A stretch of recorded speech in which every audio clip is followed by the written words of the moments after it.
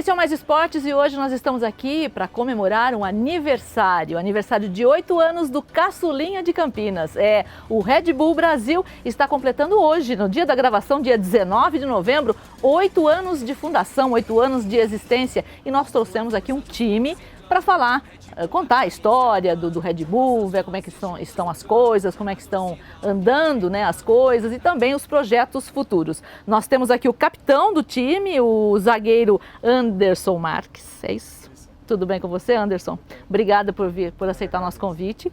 Temos também o presidente do Red Bull Brasil, Rodolfo Kussarev. Falei obrigado, direitinho? Falou direitinho, está perfeito. Pode ir para a Rússia. Pois é, olha aí, minha passagem já está comprada. E nós temos também o professor Maurício Barbieri, o técnico do time profissional. Tudo bem com você? Tudo bem, tudo ótimo. Obrigada por ter vindo. E um comentarista, Elias Ared, da Rádio Central. Rádio Central. Obrigado, Ana. Obrigado a todos aí presentes. Então, eu queria perguntar para você, Rodolfo, como é que surgiu a ideia de ter um time de futebol, que o Red Bull teve a ideia de ter um time de futebol aqui no Brasil? Ele é o terceiro time no mundo de futebol, é isso? Fundado? Foi o terceiro clube fundado pela empresa. O primeiro foi primeiro na Áustria, o segundo nos Estados Unidos e depois no Brasil. Mas depois do Brasil temos outros, mais Tem dois? Mais um. Mais um? Fundado na Alemanha. E como é que surgiu a ideia? Teve uma pesquisa de mercado? Como é que é isso? Teve sim, Ana. Bom, basicamente, a Red Bull gasta 30% do que arrecada em marketing. E boa parte desse marketing é na parte esportiva. Então a parte de esportes da Red Bull é muito forte. E o futebol caiu na vida da Red Bull em 2005 com a fundação do clube da Áustria. Não a fundação, né? Existia já um clube na Áustria chamado Cassino Salzburg e a Red Bull passou a ser a proprietária desse clube. E aí eu acho que caiu nas graças, o futebol caiu nas graças da empresa. Então, depois da Áustria, teve a aquisição de uma franquia nos Estados Unidos. Tinha um time lá em Nova York chamado MetroStars, que passou a se chamar Red Bull New York. E aí depois é natural que venha o Brasil, né? É importante mencionar também que o Brasil, para a empresa de bebidas, é um mercado muito importante. É o quarto mercado do mundo. Então, seria natural que houvesse essa evolução e que ela chegasse aqui no país. Então, tudo começa aqui no Brasil mais ou menos em 2006, que a gente começa a fazer as pesquisas e aí combina com a fundação do clube efetivamente. E por que Campinas? Por que Campinas? Bom, primeiro teve a definição do porquê o estado de São Paulo. Tá. Então, foi muito ligado à força do estado, à importância do estado, ao nível da liga que São Paulo tem, às possibilidades de você poder desenvolver categorias de base, que em São Paulo tem campeonatos muito fortes. E aí, beleza, então decidimos que é São Paulo, mas por que, ou aonde fazer o clube, né? E na nossa cabeça, naquele momento, tinha uma questão que era muito clara. Se o Red Bull quer ser um clube grande um dia, ele precisa estar numa cidade grande. E como São Paulo já tinha, não vou dizer que seja poluído de clubes, mas já tem grandes clubes, né? Seria muito difícil de tentar adquirir um espaço em São Paulo, naturalmente surgiu Campinas. Não só pelo tamanho da cidade, mas pela infraestrutura, pela localização, por toda a logística, pela história dentro do futebol que Campinas tem. Então foi uma escolha quase que natural de se pensar em Campinas como sede do clube desde o primeiro momento. O dia 19 de novembro tem algum significado, não? Não tem. Foi realmente o dia que a gente lavrou a ata inicial do clube, foi apenas uma coincidência. E a partir desse dia, o que aconteceu? A primeira atividade, qual foi? A primeira coisa foi disputar o campeonato da Série B, que é a 4ª divisão do estado de São Paulo, no ano seguinte, em 2008, né? Esse foi o primeiro desafio. E nesse primeiro momento, sem ter ainda um local definido, sem ter um centro de treinamento, então foram momentos em que realmente vai de início. A única coisa que a gente manteve desde aquele momento foi de jogar sempre aqui no estádio da Ponte Preta, né? Exceção feita a uma Copa Paulista, que nós disputamos no estádio do Guarani. Todos os outros jogos que o Red Bull fez no seu setor profissional foi aqui no estádio da Ponte Preta. Mas vocês treinam em Jarinu, é isso? Isso, a gente tem um centro de treinamento em Jarinu chamado Santa Filomena, aliás, todos estão convidados para lá conhecer. O Santa Filomena já era um centro de treinamento desde 2002, foi usado por vários clubes, pela seleção brasileira. E aí, quando nós montamos o clube, a gente pensou, bom, a gente precisa de um centro de treinamento que seja interessante, não só para atender o time profissional, mas também a base. E havia, na época, acho que uma disponibilidade de 1 ou 2 nesse nível. Era esse de Jarinu e tinha um em Barueri, que estava sendo utilizado. Então, a gente olhou, a gente alugou no primeiro momento e a gente arrendou no segundo momento. Então, hoje a gente tem lá uma condição que eu acho que é bem... Para o mercado brasileiro, ela está muito bem posicionada. Eu diria que a gente tem um centro que está entre os 10 melhores do Brasil. Então vocês jogam aqui no Estádio da Ponte, aqui no Majestoso. Nossa sede é aqui. Vocês treinam em Jarinu e tem um escritório também aqui em Campinas, não é? Exatamente. Vocês têm várias células. Opa, não dá para falar isso agora. Nossa sede é Campinas, a gente joga em Campinas. O nosso problema hoje, logístico, se for assim dizer, é que nosso treinamento não fica na cidade. Né? Mas assim como São Paulo. Sim. O treinamento de São Paulo é em Cotia, né? Então a gente também é uma cidade grande, né? Campinas, como você exatamente. disse, é uma cidade grande. E os meninos, os jogadores, eles são em sua maioria de onde? Ou é do Brasil todo? Isso varia muito, né? Do Brasil todo. Quando a gente fala das categorias de base, existe uma preocupação, porque você tem que oferecer o convívio familiar e tudo, né? Então existe uma preocupação de pelo menos se tentar buscar primeiro o próximo ao seu treinamento. Certo. Então eu te diria que quanto mais jovem o nosso time, maior o percentual de jogadores que são do estado de São Paulo. Agora, quando você entra para o profissional ou para as categorias mais altas, aí é do Brasil inteiro. Falar um pouquinho com o nosso capitão. Como é que você chegou no Red Bull? De onde você vem, Anderson? Eu já tenho 2 anos no clube, né? Eu cheguei em 2013, final de 2013. Estava na equipe do Ceará jogando no Campeonato Brasileiro, né? Da Série B. E já havia trabalhado com o antigo diretor que aqui estava, que era o Thiago Escuro, e surgiu o convite. Eu já conhecia a estrutura do clube, sempre tive vontade de participar desse projeto e não pensei 2 vezes. Eu tinha outras opções, no momento até, no caso, era a primeira divisão, mas eu escolhi vir para cá pelo projeto, pela forma que eles tratam os jogadores, o profissionalismo, o pensamento grande, né? E fiz a escolha certa. Estou aqui já há 2 anos e estou muito feliz. Como é que você sentiu a equipe quando chegou e agora? Tem alguma diferença? Sim, cada campeonato acaba se mudando os atletas, né? Não tem como, porque alguns saem, outros chegam, então isso é normal, a gente já está acostumado. Eu cheguei, a equipe estava na Série A2 do Campeonato Paulista, né? Tinha sofrido 2 anos anteriores, não tinha conseguido acesso, né? Por detalhe, na última partida ali, detalhes de futebol. E a gente veio com esse intuito de conseguir esse acesso que era tão importante para o clube, que era a chegada à primeira divisão do Campeonato Paulista. E com a formação do grupo, foi um grupo que deu muita alegria para a gente, para o clube, e a gente conseguiu esse tão sonhado acesso. Esse ano a gente acabou disputando já o Campeonato Paulista da primeira divisão, fizemos um bom papel, né? Conseguimos a vaga no Brasileiro da Série D. Então eu creio que esses 2 anos foram 2 anos assim, de conquista, de alegrias para a gente, e a gente está no caminho certo. O clube, como o Rodolfo disse, tem um centro de treinamento que poucos clubes no Brasil têm. Isso eu falo de clubes de primeira divisão mesmo, clubes grandes, centenários aí. Já passei por alguns clubes e nunca tive o que eu tenho aqui. A tranquilidade que você tem para trabalhar, a estrutura que eles te oferecem. Então assim, a gente vem aqui e trabalha só... vem com a cabeça voltada apenas para fazer o nosso trabalho e se dedicar ao nosso dia a dia, porque o respaldo a gente tem total fora de campo. Que bom. Agora eu vou conversar com o técnico, Maurício Barbieri. E aí, Maurício, tudo bem? Você veio do Rio de Janeiro, é isso? Isso, eu estava trabalhando numa equipe do Rio de Janeiro antes de vir para cá. Ah, tá, mas você é de São Paulo? Sou de São Paulo. Uhum. Como é que é a sua história? Você começou onde? Você é professor de Educação Física, você é formado em Educação Física. Isso, sou formado, Uhum. Na verdade, eu sou formado no curso de esporte da Universidade de São Paulo. Uhum. Eu comecei trabalhando na base do Audax São Paulo. Depois eu fui para o Rio, para o Audax Rio, trabalhar no profissional. E no final de 2013, para a temporada de 2014, surgiu o convite do Red Bull. Eu aceitei, enfim, acho que o Anderson já falou da nossa caminhada aí, né? A gente está junto, todo esse trajeto que ele relatou. Vocês chegaram juntos praticamente, Isso, né? Uhum. E acho que tem sido positivo, acho que o trabalho vem fluindo, acho que o clube vem crescendo e a expectativa nossa é de continuar crescendo com o clube cada vez mais. Vocês ficaram em 6º lugar no Paulista, é isso? Isso. E no ano que vem?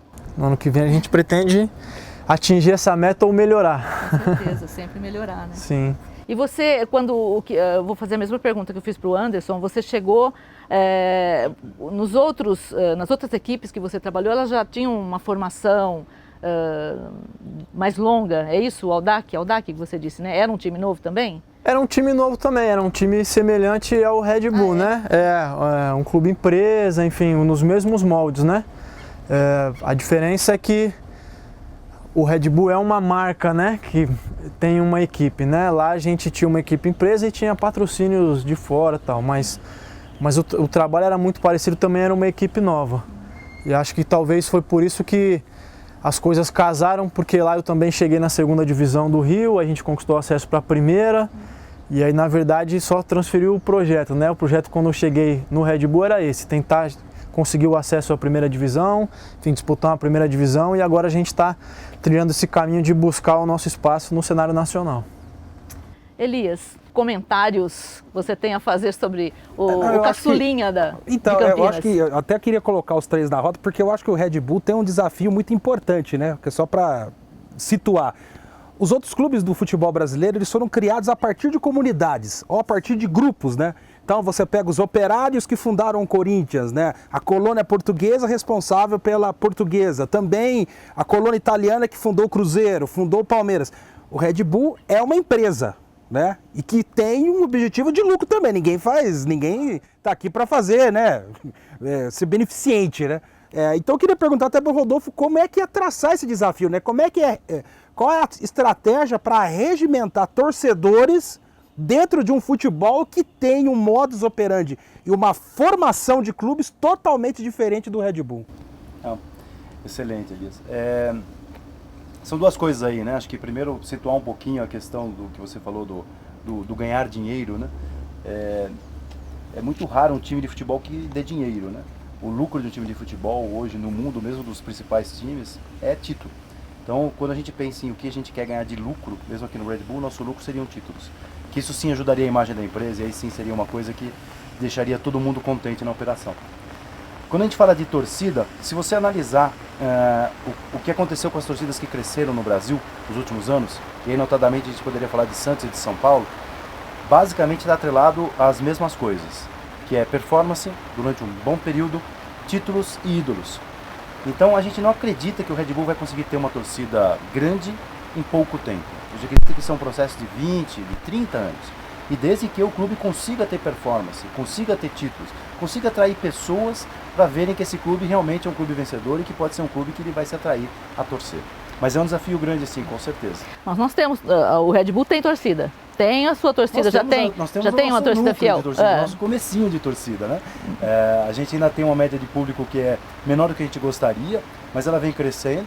Então o nosso desafio é crescer pouco a pouco, mas com pessoas que se identifiquem com o que o clube representa, se identifiquem com o que a gente quer trazer para o futebol. E você não acha que o grande desafio hoje do futebol, até para o Maurício e também para o Anderson, você acha que o grande desafio do futebol não é tentar fazer com que esse jovem de 15 a 25 anos ele goste de um clube no Brasil?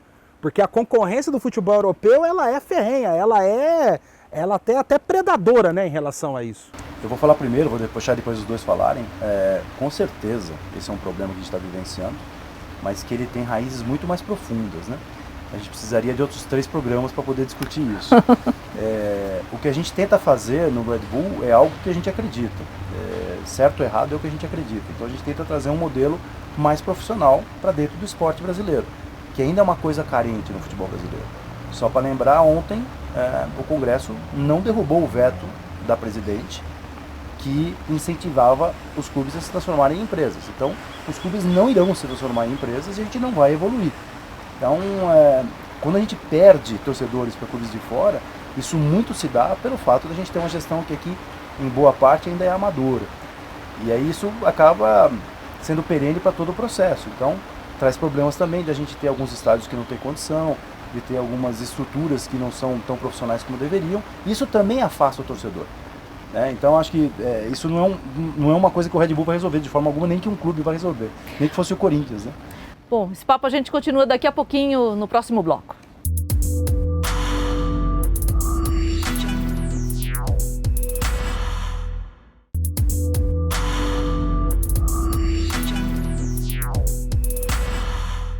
Estamos de volta para o segundo bloco do Mais Esportes, que hoje está comemorando o aniversário do Caçulinha de Campinas, 8 anos de Red Bull Brasil. Para isso nós trouxemos um time aqui, o presidente do Red Bull Brasil, o Rodolfo Kussarev, estava falando no último bloco sobre o veto. Os clubes não vão mais se transformar em empresas, que é o contrário do que o Red Bull é. E você estava passando a bola para o Anderson e para o Maurício sobre isso. Anderson, você gostaria de dar a sua opinião? O projeto, eu creio que seja, se for bem elaborado, se for bem organizado, é o melhor passo que o futebol pode dar.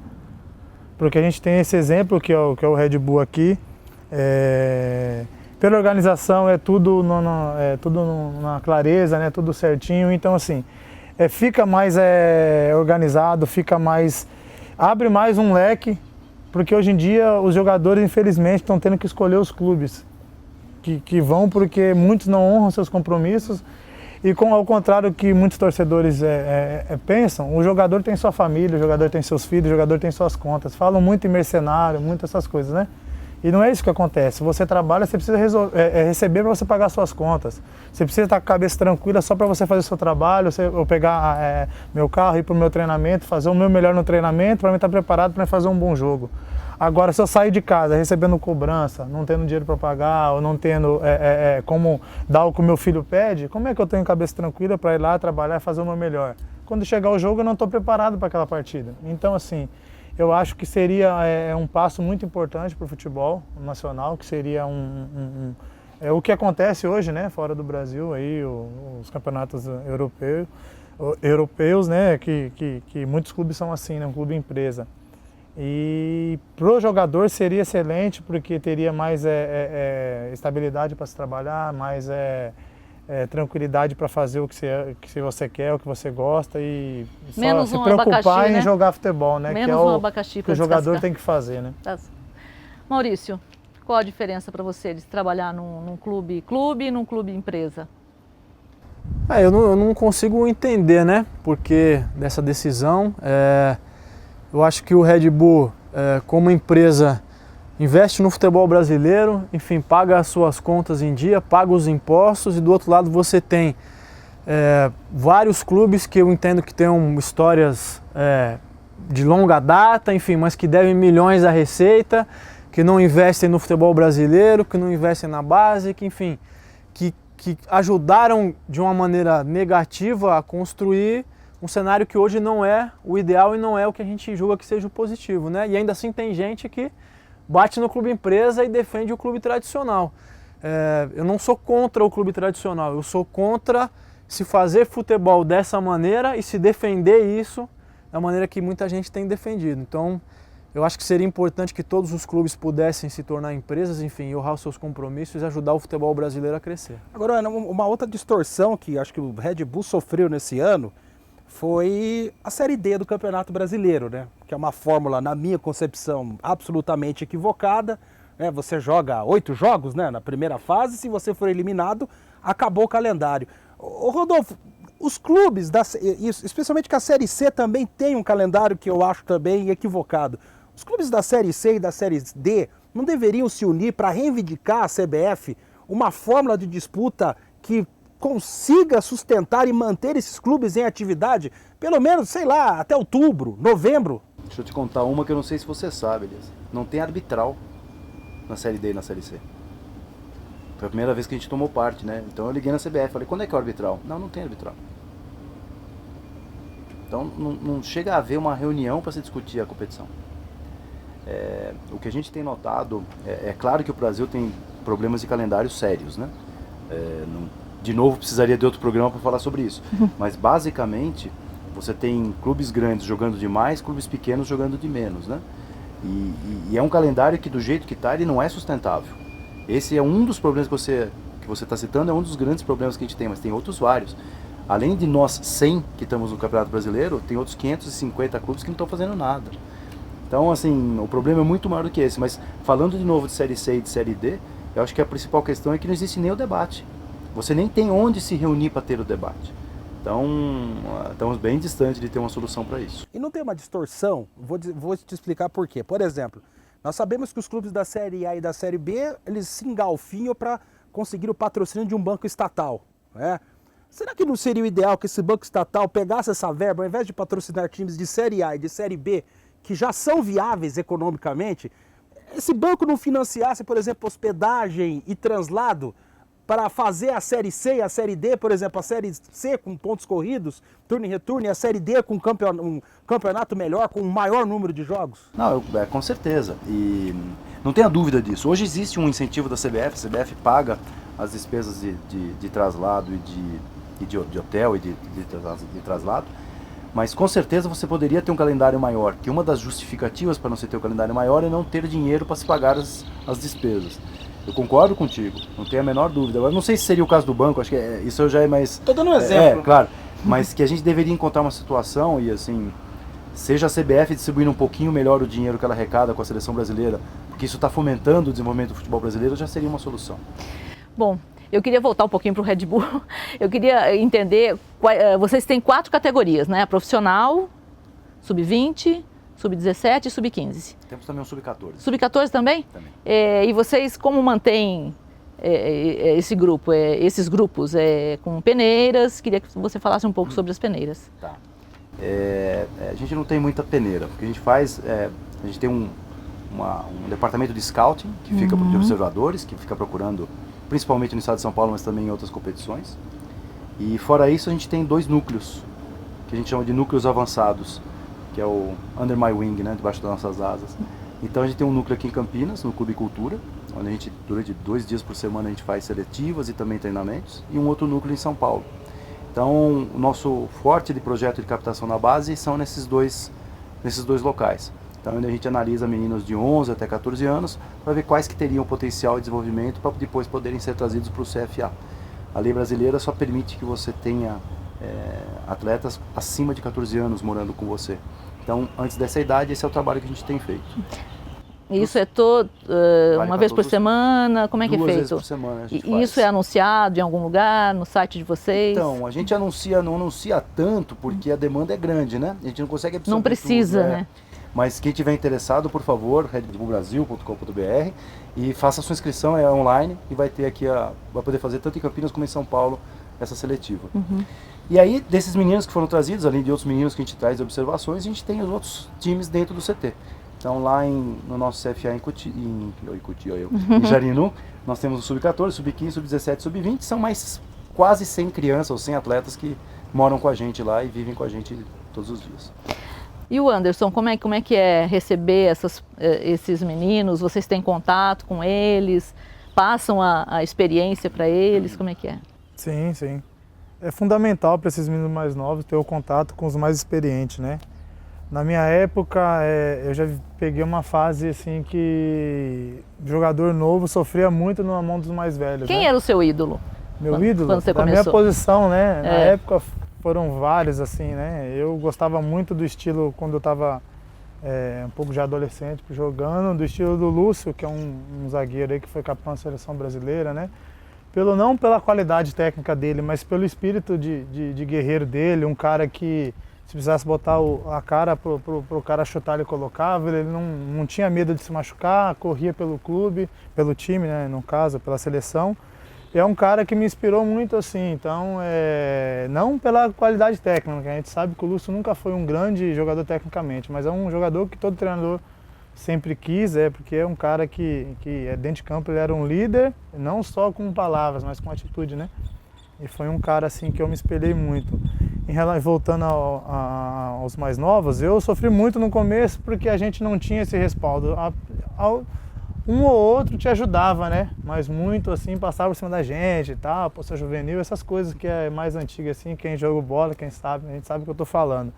E lá não, lá a gente tem um contato diário com esses meninos, assim, eles têm todas a mesma estrutura que a gente tem para trabalho, eles têm, coisa que alguns clubes grandes dão para esses meninos, lá eles têm desde o Sub-14, então assim, a gente conversa muito com esses, fica mais próximo do Sub-20, né, que treinam com a gente, às vezes participa até de alguns jogos e tal, no Campeonato Paulista a gente tinha 2 ou 3 meninos aí que fizeram parte do nosso grupo, até jogaram o jogo do campeonato.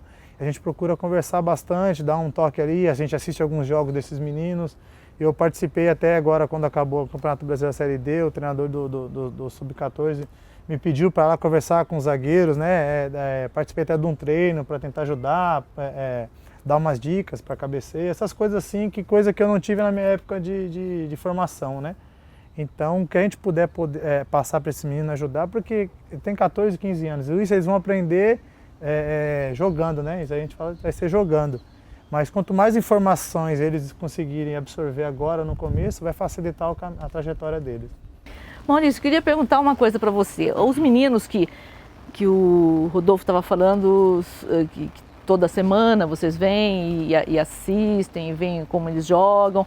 Eles jogam de uma maneira, jogam bem, estão voando. Chega no dia da seletiva, eles ficam nervosos ou querem comer a bola, não conseguem.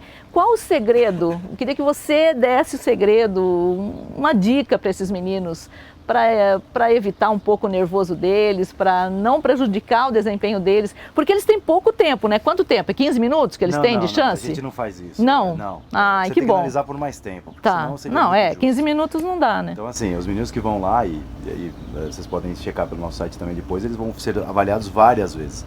Porque senão, nesses 15 minutos, nessa meia hora, nesse dia, pode acontecer tanta coisa. Pois é, pode não ter acordado bem, mas tem algum segredo, professor?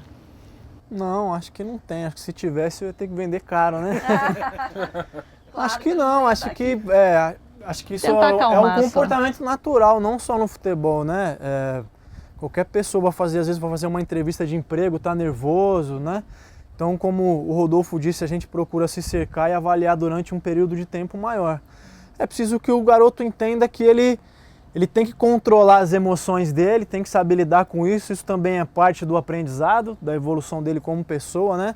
Para que ele consiga, no tempo, no número de oportunidades que ele tem para mostrar o jogo dele, que ele consiga fazer o melhor possível, né? Quem trabalha nessa parte de captação, enfim, de selecionar os garotos, tem noção de que ele olha muito mais para um potencial futuro do que para alguém que dá um resultado imediato hoje. Então, eu acho que é importante que o garoto tenha essa consciência. Ele precisa demonstrar que ele tem capacidade de atingir um certo nível. Ninguém espera que ele chegue e esteja pronto hoje para jogar no profissional, porque isso não acontece. Elias, você como comentarista já detectou aí algum futuro campeão? Acertou? Às vezes sim, mas na maioria das vezes eu sou meio comedido pra vaticinar. Só o cabeça de bagre, né? O cabeça de bagre, quando o cara não joga, você... Isso dá pra detectar logo. Muito mais fácil, bem mais fácil. Agora, indo até na linha pegando o Maurício aí, Maurício, você passou por um momento esse ano que em qualquer outro clube você seria catapultado, demitido, que foi a goleada que o Red Bull sofreu aqui em Campinas para o Audax por 6-0, não foi? 6-1. Eu queria saber como é que foi o dia seguinte de você e do Rodolfo, depois da goleada, depois do revés, porque você sabe, né, que no mundo do futebol um resultado desse em casa seria motivo para demissão. Eu queria a sua visão e a visão do Rodolfo. Primeiro assim, eu não acho que seria em qualquer clube. Eu acho que no clube que se propõe a fazer um trabalho diferente, teria adotado a mesma postura que o clube adotou, e tem exemplos aí. O Guardiola já tomou de 5 e não foi mandado embora do Bayern. O Palmeiras tomou acho que de 6 do Mirassol e o Kleina, que acho que era o treinador, não foi mandado no dia seguinte. Em relação à conversa, ela foi tranquila. É evidente que ambos sabiam a necessidade de que a gente tinha que ajustar algumas coisas. A gente conversou, a cobrança foi em cima de melhorar. Por mais que o placar tenha sido mais elástico, né, até mais adverso do que a gente gostaria, foram 3 pontos que a gente perdeu. Então a conversa foi boa no sentido de a gente também conversar com o elenco, entender o que é que a gente precisava ajustar, o que é que a gente podia melhorar. E foi o que a gente fez, reuniu o elenco, conversou, ajustou, fizemos algumas mudanças na maneira de jogar, enfim, na maneira como a gente estava se comportando no dia a dia. E surtiu efeito, foi o mais importante. Eu acho que a melhor parte da história é essa, não é o fato de não ter sido demitido ou do clube ter sido leal, entre aspas. Eu acho que o importante foi que deu resultado. E aí abre um precedente para que os outros clubes façam a mesma coisa, apostem no trabalho a médio prazo, apostem, enfim, na continuidade do trabalho, porque é isso que dá o resultado. Eu acho que tem por trás disso a questão da filosofia do clube. Eu acho que isso é o mais importante. Então, um técnico, ele é um executivo de alto padrão de uma empresa que é um clube de futebol. E qualquer empresa, quando vai contratar um executivo de alto padrão, ela procura uma pessoa que seja indicada ao que a empresa quer. Então ela vai procurar no mercado alguém que esteja alinhado com o que a empresa acredita. Então quando a gente foi trazer o Maurício, nós fizemos uma busca grande para encontrar alguém que tivesse as características que a gente estava buscando. Uma vez que você descobre essa pessoa, e essa pessoa, num longo período de observação e não num curto período, te dá resultado, não é por causa de um revés de curta visão que a gente vai tomar uma decisão de mudar. Então, o que está por trás disso é o fato de que a gente acreditava no processo, que acreditava nas pessoas. E que se não deu certo hoje, no médio e no longo prazo vai dar. Então, uma coisa que tem que ser analisada que é diferente, por exemplo, a gente tomou decisão e aí trocou o técnico. O que tem por trás disso? De repente, o técnico já não era para estar lá. Né? Então, acho que são outras circunstâncias que tem que ser levadas em consideração. No nosso caso, a gente acreditava no processo. Então, aconteceu aquilo lá, foi uma catástrofe. Foi a primeira goleada da nossa história. Não foi fácil. E por um grande ex-rival, né? Quando era clube empresa também e tal. Então, assim, foi duro para nós. Mas vocês deram a volta por cima, né? Exatamente. Então, assim, teve que ter a calma, deslembrar no processo como um todo e falar, não, vamos acreditar em todos que estão aqui, porque todos são capacitados para levar a gente onde a gente quer. Bom, a gente encerra por aqui o segundo bloco, voltamos já para falar dos projetos futuros, as perspectivas, né, as expectativas para o ano que vem e também falar do hino, sobre o hino. A gente não falou ainda sobre o hino do Red Bull. Até já.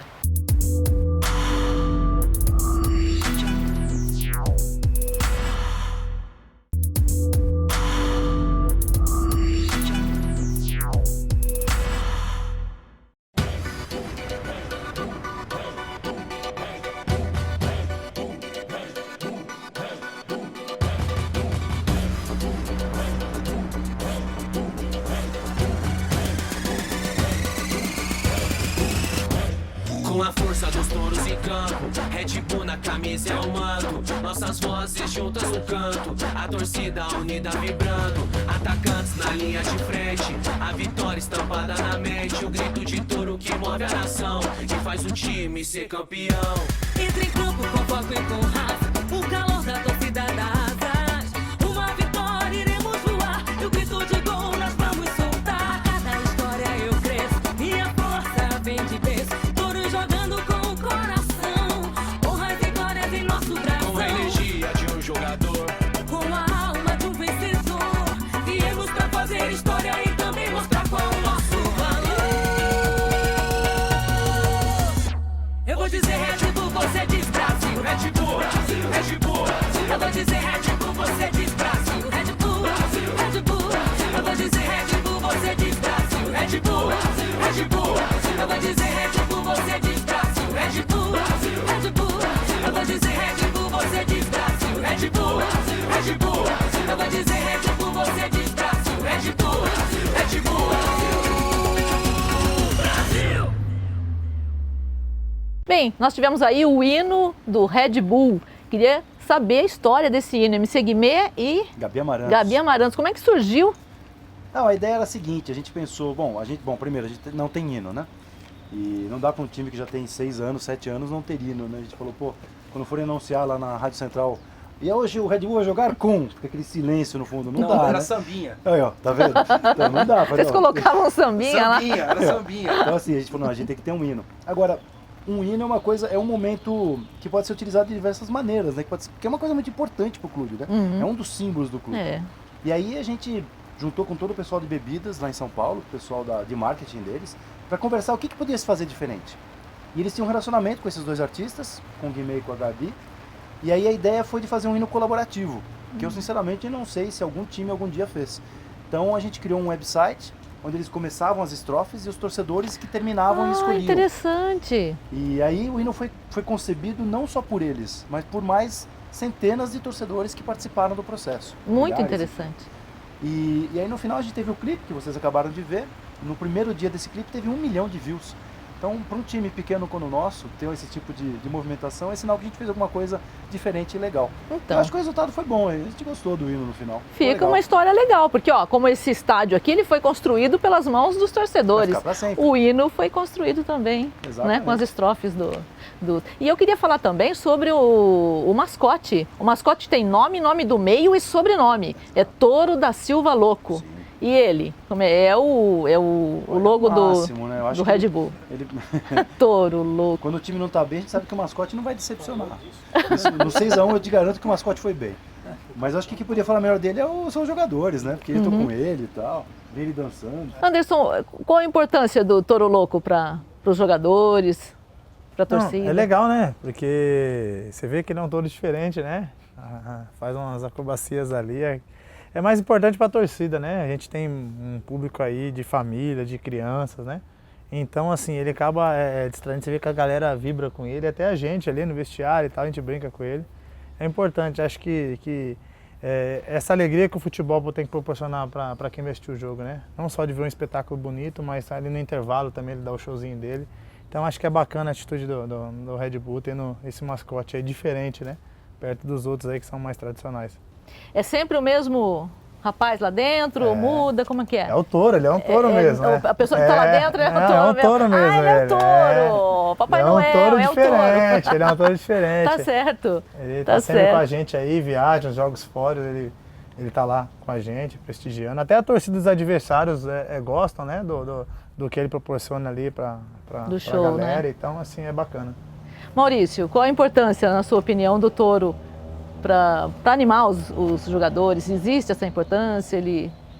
Existe, eu acho que para a comissão, para os jogadores, não acaba não fazendo tanta diferença, né? Mas ele faz parte do espetáculo, do entretenimento. Acho que ele melhora o ambiente. Melhorando o ambiente faz com que a gente também consiga ter um desempenho melhor. Elias, essa história de mascote cresceu nos últimos anos, né? Antes era o mascote, era a macaquinha da ponte, era o índio lá do Guarani, assim, e por aí vai, né? Aí depois o Palmeiras resolveu trocar de periquito, né? De papagaio para porco. Como é que é isso para você como comentarista? Isso te dá mais opções no comentário? Não, eu acho que essa questão do mascote é apenas então somente a invasão dos conceitos, né, do esporte norte-americano aqui no Brasil, né? A gente percebe que aos poucos, por exemplo, o futebol americano é popular, o basquete norte-americano também tem uma grande penetração e esses esportes têm os seus mascotes como pilar para atrair o torcedor. E a gente percebe que o Red Bull, posso estar enganado, Rodolfo, mas vocês pegaram o conceito do mascote e adaptaram com as características do torcedor brasileiro, né? Porque o público norte-americano ele consome esporte de uma maneira diferente do brasileiro. Então, nesse caso, o Red Bull, acho que ele faz algo muito legal e algo que pode servir de escola aí para outras equipes. Eu acho que tem uma coisa também que a gente faz para as crianças, que é o nosso fan park aqui fora, né? Que é uma ativação que a gente deixa aqui do lado de fora do estádio, antes do jogo, para as crianças brincarem com coisas ligadas ao touro. Então, convido todo mundo de Campinas, porque isso é uma coisa muito legal. Fica aí 2 horas antes do jogo, à vontade, não precisa entrar no estádio, fica à vontade aí fora, porque é um jeito de você ter algum tipo de entretenimento diferente para a comunidade. Bom, agora eu queria falar sobre o futuro, né? Sobre 2016. Quem que começa a falar? Anderson? Maurício, o que nós temos aí para 2016? Deixa pros dois aqui. Vamos lá, então. Acho que a expectativa é boa. Eu acho que nesse primeiro ano, acho que a gente atendeu a expectativa. O clube era novidade na Série A1, tinha uma expectativa positiva e acho que a gente conseguiu atender. A gente espera estar trabalhando para que nesse ano de 2016 a gente possa superar a expectativa agora, fazer ainda mais e melhor. Vai ser um grupo diferente, então acho que a gente não pode carregar o peso do que foi feito esse ano de 2015 para 2016, mas os objetivos de tentar evoluir, tentar crescer, buscar novamente a vaga na Série D e tentar melhorar essa caminhada no cenário nacional aí, buscar a vaga para a Série D e buscar o acesso da Série D para a Série C. Esse é o principal projeto nosso. Eu acho que o Red Bull, para o ano que vem, pegando o Campeonato Paulista, primeiro ele é classificatório para a Série D, né? Mas o fato do Botafogo estar na Série C do Campeonato Brasileiro, acho que já, não digo que facilita a missão, né, Maurício? Mas já dá uma certa aliviada, né? É um concorrente a menos, né? É um concorrente a menos, né? Tem outros subindo, então em termos de número acaba ficando equivalente, mas acho bom, acho positivo que o Botafogo tenha conseguido o acesso dele, é um representante de São Paulo, fortalece o estado e a gente vai em busca do nosso espaço agora. O que muda para você no seu planejamento do Red Bull o fato de estarem previstos o rebaixamento de 6 equipes na Série A? Olha, a princípio não muda nada porque eu não planejo estar brigando por isso. O planejamento é brigar na parte de cima da tabela, então... Mas você acha que os jogos serão mais aguerridos? Eu acho que sim. Acho que de repente os clubes talvez vão fazer ainda um esforço maior em termos de investimento para tentar permanecer. É difícil dizer o que vai acontecer. Com certeza os jogos vão ser muito brigados, muito pegados, mas o meu papel do Marques é se preparar para enfrentar isso. Agora, Rodolfo, a regra estipulada pela Federação Paulista de que não pode contratar um treinador demitido para um outro clube na Série A1, para você não faz diferença nenhuma, né? Porque o seu trabalho é de longo prazo. Não, é por isso que a gente apoiou e sugeriu, né? Mas a gente já vinha discutindo essa e outras sugestões antes. Mas basicamente acho que o que está por trás é mais importante, que é de forçar os times a se planejarem melhor. Então, na hora de contratar um técnico, pensa bem, contrata direito. E daí o time não vai ter a necessidade de trocá-lo. Então acho que o que está por trás, e é muito mais importante, é o conceito. Anderson, está preparado para 2016? Sim, estamos no caminho, né? Estamos nos preparando. A gente que continuou no clube, a gente tem feito treinamentos diários aí, fazendo amistosos para a gente estar adquirindo um ritmo de jogo. E foi como o Maurício falou, o que a gente fez esse ano ficou para trás. Então a gente almeja coisa maior. Então, assim, a gente vai ter que ser montado um novo grupo, né? Foi desfeito porque cada um foi para um lado e, assim, vão chegar os jogadores, mas a gente vai ter um tempo hábil para estar se entrosando, estar pegando a filosofia de trabalho do Maurício, do clube, e a gente tem toda confiança que a gente tem que vai montar um grupo bom para a gente poder fazer um papel bonito. O nosso pensamento foi, como ele falou, é maior. A gente não pensa, né, essa nova formulação do campeonato, que cai em 6 clubes, porque a gente não pensa em rebaixamento. Então a gente vai estar sempre lutando, brigando lá em cima na tabela, esse é o nosso pensamento, porque você é o que você pensa, é o que você trabalha para isso. Se eu trabalhar para não cair, eu vou estar pensando pequeno, então você tem que pensar grande, esse é o objetivo do clube, esse é o diferencial do clube. Então a gente está nessa batida aí e tenho certeza que trabalho não vai faltar. Então vamos esperar começar o campeonato, né? Para a gente poder dar esse resultado, essa resposta dentro de campo. Tá certo, pensar como vencedor, né?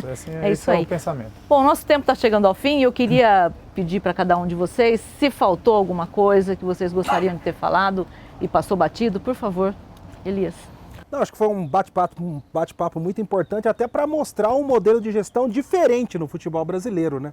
Nós estamos tão acostumados com os vícios e com os procedimentos, né, costumeiros, que eu acho que o Red Bull é uma referência que pode ser adotado e servir como exemplo. Maurício. Bom, fico feliz de poder participar dessa data especial do clube, enfim, poder contribuir com a discussão. Agradeço o convite, espero que a gente possa, durante os próximos anos, repetir. Com certeza.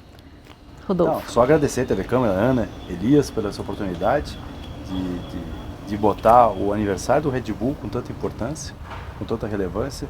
Isso pra gente é mais importante que qualquer outra coisa. E aproveitar esse momento para dividir um pouquinho do que a gente acredita, né? Como disse o Elias, né? A gente não está aqui para ditar regra para ninguém, mas só para dizer o que a gente faz. Mas é muito bom sempre a gente ter esse momento e dividir um pouquinho. Obrigada. A gente agradece, né, a oportunidade de estar falando, um dia tão especial, né, que é o aniversário do clube. E você que está assistindo aí, a gente quer convidar vocês a conhecer um pouco da história do clube, né, o perfil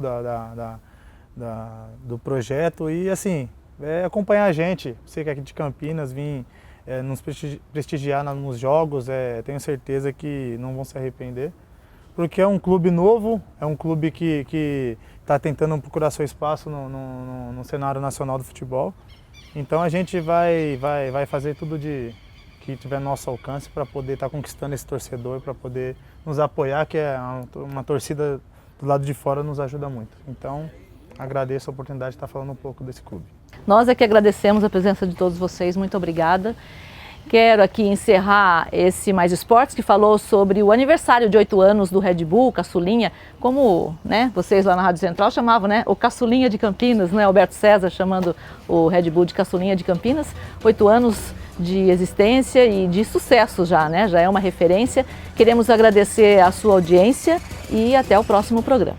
Com a força dos touros em campo, Red Bull na camisa é o manto. Nossas vozes juntas no canto, a torcida unida vibrando. Atacantes na linha de frente, a vitória estampada na mente. O grito de touro que move a nação, que faz o time ser campeão.